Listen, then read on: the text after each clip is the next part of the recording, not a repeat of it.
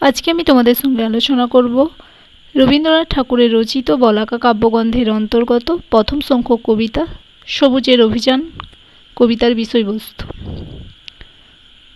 কবি নবীন ও অবুজ যৌবনকে আহ্বান জানিয়েছেন, যারা সমাজ ও সংস্কারের বিধিনিষেধের চাপে আত্মরা হয়ে কোনো রকমে বেঁচে আছে।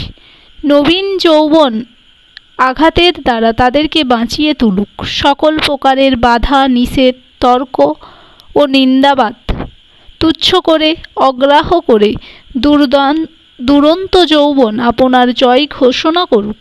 প্রবীণ যারা, তারা আপনাদের সংস্কারের অচল আয়তনে আবদ্ধ। স্থিতিই তাহার কাছে পরম সত্য। চক্ষু কর্ণ ঢেকে তারা বসে বসে শুধু ঝিমায়। বিশ্বের শব্দ, গন্ধ, আলো কোনো কিছু তাদের বিচলিত করে না। বহির্বিশ্বে যে প্রচণ্ড প্রাণপ্রবাহ বয়ে যাচ্ছে তা তারা দেখতে পায় না। পারিপার্শ্বিক জীবনযাত্রার সাথে তাদের কোনো সম্পর্ক নাই। নিজেদের কৃত্রিমতার বাসের উঁচু মাচাতে বসে থাকতে তারা অভ্যস্ত। নবীনের জয়যাত্রা তারা সহ করতে পারে না। যৌবনকে তারা ঠেকাতে আসবে এবং তাই বাঁধবে সংঘাত।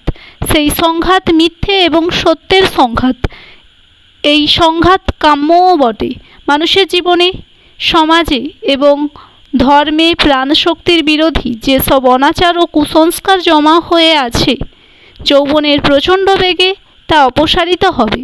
ঝড়ের তাণ্ডবে, বিদ্যুতের বক্রহাস্যে, বজ্রের গর্জনে যৌবন তার বিজয় কেতন ওড়াক।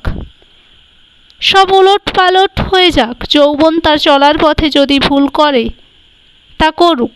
ভুল করতে করতেই সে সত্যকে লাভ করবে। শাস্ত্র নির্দিষ্ট বাধা পথে চলা যৌবনের ধর্ম নয়। যৌবন অজানা পথের যাত্রী। হোক সে পথ বিপদ সংকুলন, থাক তাতে আঘাতের বেদনা। যৌবন তা গ্রাহ্য করে না, বরং বিপদ বরণের দ্বারাই সে আনন্দ লাভ করতে চায়। যৌবন অমর, তার মৃত্যু নাই। জগতের মধ্যে অফুরন্ত প্রাণশক্তি সে সঞ্চারিত করুক। নতুন সৃষ্টির দ্বারা জগৎকে সমৃদ্ধতর ও সুন্দরতর করুক।